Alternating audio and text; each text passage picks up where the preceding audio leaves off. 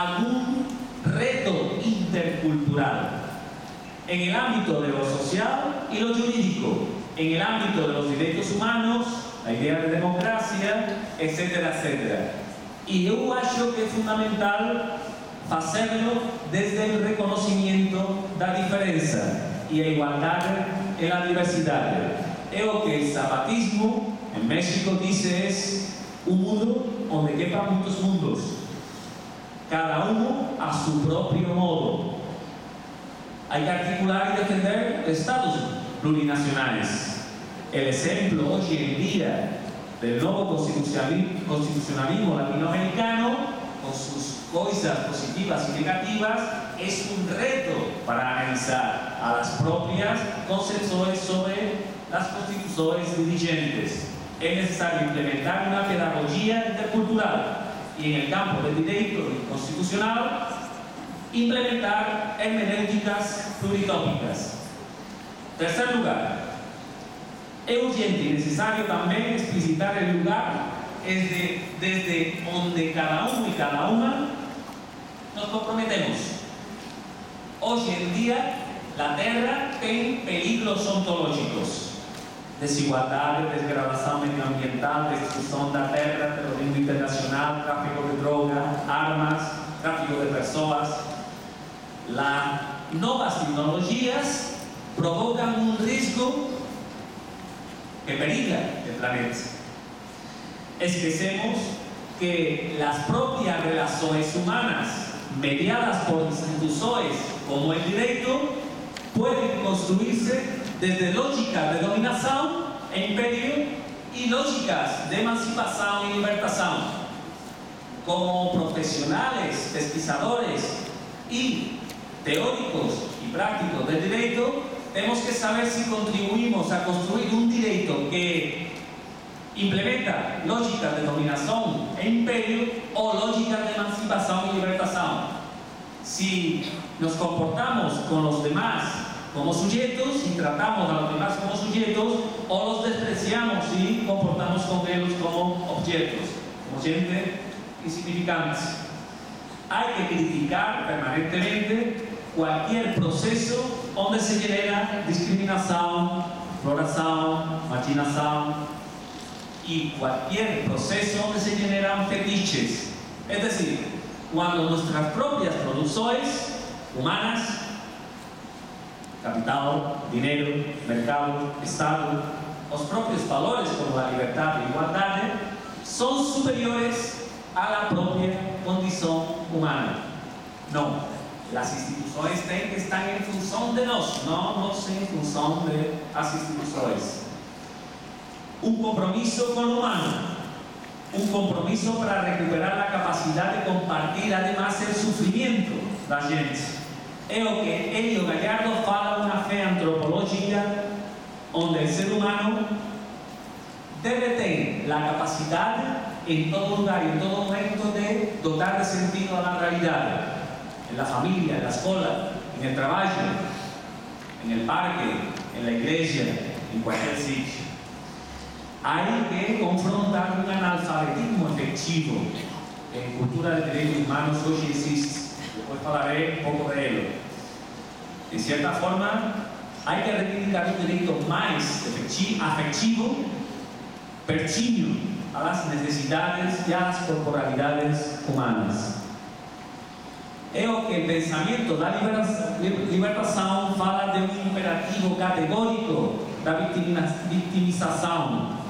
Es decir, confrontar cualquier relación de dominio y de jerarquía y cualquier relación normativa rígida y fiada de antemano, dominada por una élite, un grupo que sale siempre más beneficiado que otro, y contra una institución que solo implementa una lógica de exclusión y no incorpora una lógica de inclusión. Cuando hablamos de propiedad intelectual, derecho económico, lex mercatoria, mediación, conciliación y arbitraje, sociedad de la información, direito urbanístico, direito tributário, ensino jurídico, administração e políticas públicas, direito penal e criminalidade e prática judiciária. Temos que saber de que lugar estamos. Si todas estas formas de entender el derecho fomenta o no fomenta la emancipación. Si provoca exclusión e inferiorización de unos colectivos frente a otros. Para ello, además, temos que asumir e incorporar una racionalidad en una ética da vida y do vivo, la que fala el propio Franz Michelhammer y Enrique Dussel. Una ética reproductiva y de resistencia sensible al sufrimiento humano. Todo ser humano debe vivir y no ser sacrificado ni matado por un valor o un ideal o una institución.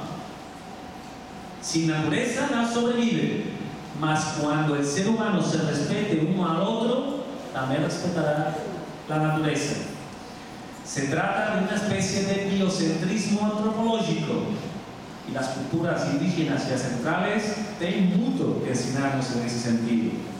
Por tanto, tenemos que saber para qué y para quién se produce y se interpreta, utiliza y usa el derecho. Cuarto paradigma, en este caso, cuarto reto o propuesta, el paradigma pluralista del derecho. Antonio Carlos Bohmer y San Antonio de la Torre Rangel, Boaventura Sousa Santos y tantos otros desde hace mucho tiempo reivindican cómo el imaginario jurídico estatalista no da respuesta a los nuevos acontecimientos de las sociedades globales. Nuevas fuentes de derecho, nuevos sujetos y actores, nuevos sistemas normativos que cuestionan la hegemonía del derecho estatal. Se habla hoy en día de un policentrismo y un modelo jerárquico, propio Eduardo Faría en su libro Derecho y Coyuntura desenvuelve esta idea, que está mutando y mudando el paradigma estatalista. Es insuficiente el modelo monolista y estatalista del derecho. Existen formas plurales de derecho. Pero atención, ¿qué derecho plural hablamos? Siempre se dice que el pluralismo jurídico genera caos, inseguridad, etcétera, etcétera. No. El derecho estatal puede ser un derecho autoritario y formas de expresión del pluralismo jurídico también. O que hay que intentar articular y complementar y reivindicar un pluralismo jurídico emancipador. Que esté contra las lógicas de dominación excluyentes.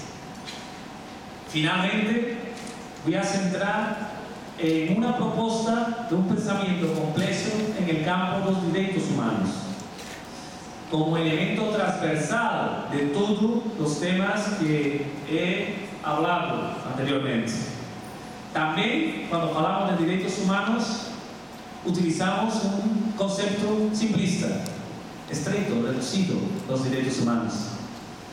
Nuestra cultura falé que es analfabeta, cuando presume de ser reivindicadora de derechos humanos.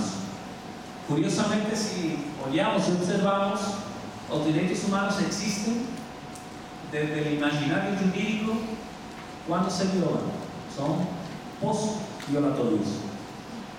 Eu posso garantir direitos se eu posso acudir a un tribunal de justicia o acudir a un abogado que me defienda. En los derechos humanos ya se violó. Si yo tengo capacidad de reivindicar, fantástico. Mas no todo el mundo puede reivindicar post-violatoriamente los derechos humanos. Además, curiosamente, cuando hablamos de derechos humanos, el paradigma estatalista es el único predominante. Parece que si el Estado garantiza derechos humanos, garante derechos humanos, magnífico. Atención, hay que reivindicar la protección estatal de los derechos humanos. Pero el problema es cuando solo reducimos la garantía de los derechos humanos a las instituciones estatales y a lo que el propio judiciario implementa. Muchas veces comento que